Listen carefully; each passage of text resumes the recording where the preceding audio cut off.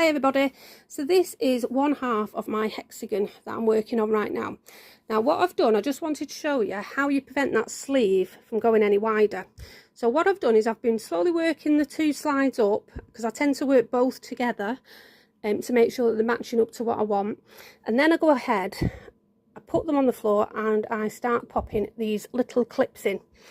Now I use these as a guide, so I know then that this side, the right side, is here and the other side will be the left, and I'll then go ahead once I've finished and put a little something here so that I know that this is the back on the left, just so that once it gets a little bit late at night I don't make the mistake and carry on going where I shouldn't be and then have to unravel it all the day after.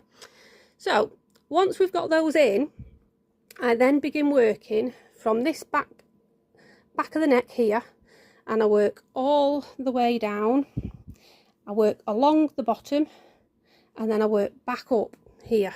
Okay, now once that starts to take shape here, it's entirely up to you on what you do. Now you can carry on casting off and casting back on this side so that all your work is on the right side, or once you get back here, chain 3, turn your work and work all the way back, which is what I'll do, because you'll never notice that anyway. So yeah, so I then work all my way back.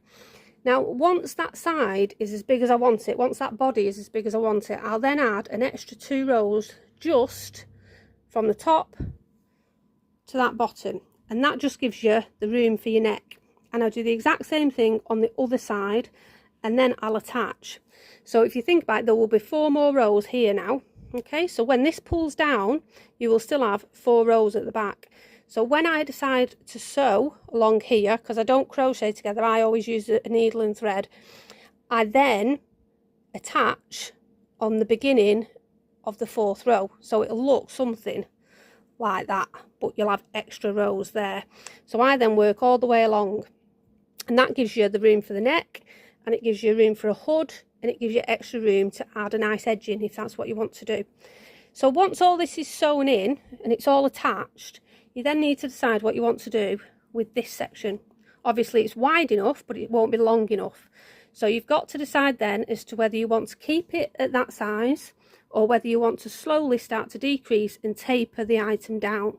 Now I, as a rule, normally would taper down. I'd start to decrease pretty much from the next row. I'll attach on and do a row, and then I would start decreasing, because I'm only quite small in frame, so I don't have a lot of room to play with here. But because of this lovely yarn that I'm using, I quite like the idea of leaving a nice